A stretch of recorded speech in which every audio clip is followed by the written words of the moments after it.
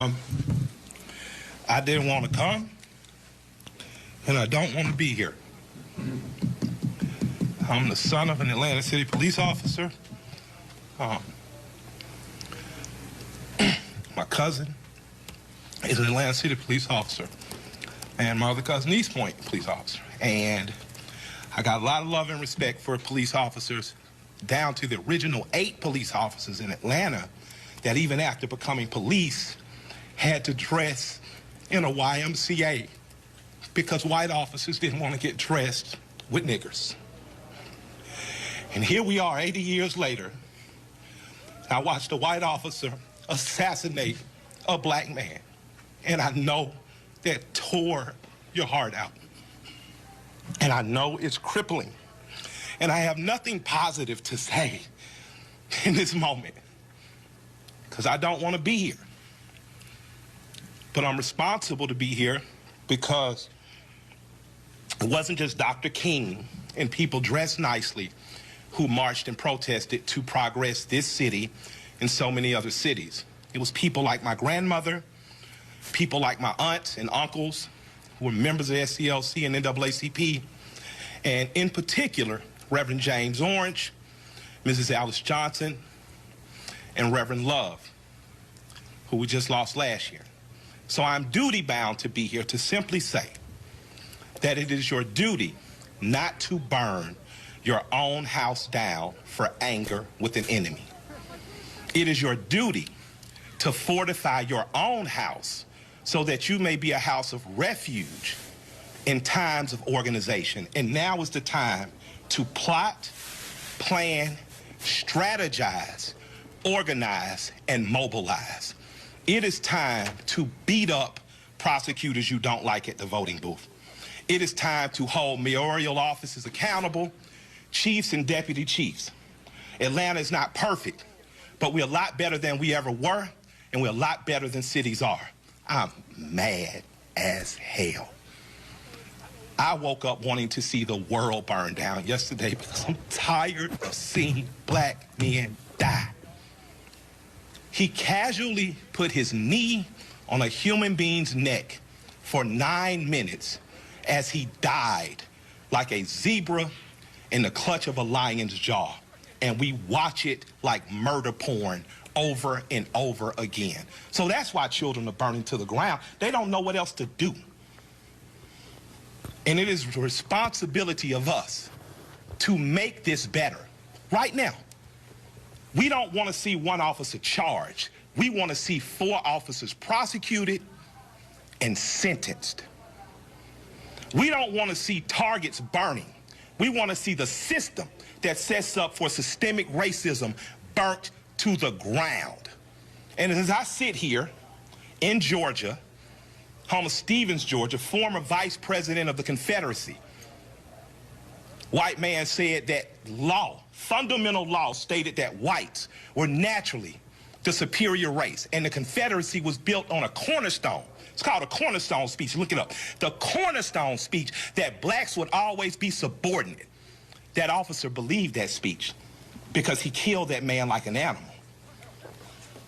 In this city, officers have done horrendous things and they have been prosecuted. This city's cut different. In this city, you can find over 50 restaurants owned by black women. I didn't say minority, and I didn't say women of color. So after you burn down your own home, what do you have left but char and ash? CNN?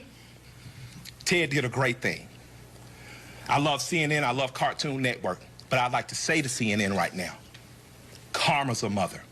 Stop feeding fear and anger every day. Stop making people feel so fearful. Give them hope. I'm glad they only took down a sign and defaced a building and they're not killing human beings like that policeman did. I'm glad that they only destroyed some brick and mortar and they didn't rip a father from a son. They didn't rip a son from a mother like the policeman did. When a man yells for his mother in duress and pain and she's dead, he is essentially yelling, please God, don't let it happen to me. And we watch that. So my question for us on the other side of this camera is after it burns, Will we be left with charred, or will we rise like a phoenix out of the ashes that Atlanta has always done? Will we use this as a moment to say that we will not do what other cities have done, and in fact, we will get better than we've been? We got good enough to destroy cash bonds. You don't have to worry about going to jail for something petty. We got smart enough to decriminalize marijuana. How smart are we going to be in the next 15 or 20 years to keep us ahead of this curve?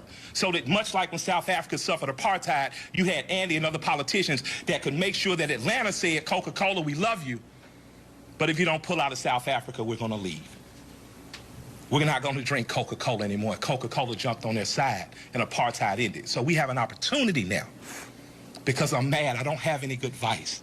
But what I can tell you is that if you sit in your homes tonight, instead of burning your home to the ground, you will have time to properly plot, plan, strategize, and organize and mobilize in an effective way. And two of the most effective ways is first taking your butt to the computer and making sure you fill out your census so that people know who you are and where you are. The next thing is making sure you exercise your political bully power and going to local elections and beating up the politicians that you don't like. You got a prosecutor sent your partner to jail and you know it was bullshit, put a new prosecutor in there. Now's your election to do it. You want a different senator that's more progressive, that promotes marijuana through, now is the time to do that. But it is not time to burn down your own home. I love and I respect you. I hate I don't have more to say. I hate I can't fix it in a snap. I hate Atlanta's not perfect for as good as we are. But we have to be better than this moment. We have to be better than burning down our own homes. Because if we lose Atlanta, what else we got? We lose an ability to plot, to plan, to strategize, to organize, and to properly mobilize. I want you to go home. I want you to talk to 10 of your friends. I want you guys to come up with real solutions. I would like for the Atlanta City Police Department to bring back the Community Review Board, one that Alice Johnson was formerly under Chief Turner. We need a review board here ahead of it before an officer does some stupid shit. We need to get ahead of it. That's my recommendation to my mayor and my chief. Let's get a review board. Let's get ahead of it, and let's give them power. We don't need an officer that makes a mistake once, twice, 3 times, and finally he kills a boy on national TV, and the next thing you know, the country is burning down. We don't need a dumbass president repeating what segregation has said. When you start looting, we start shooting. But the problem is some officers black and some people gonna shoot back. And that's not good for our community either. I love and respect you all. I hope that we find a way out of it because I don't have the answers, but I do know we must plot, we must plan, we must strategize, organize, and mobilize. Thank you for allowing me some time to speak. I'd like to appreciate our chief for what she said on YouTube. I thought it was very bold to do. I'd like to appreciate our mayor for talking to us like a black mama and telling us to take our ass at home. And I'd like to thank my friend for convincing me to come here.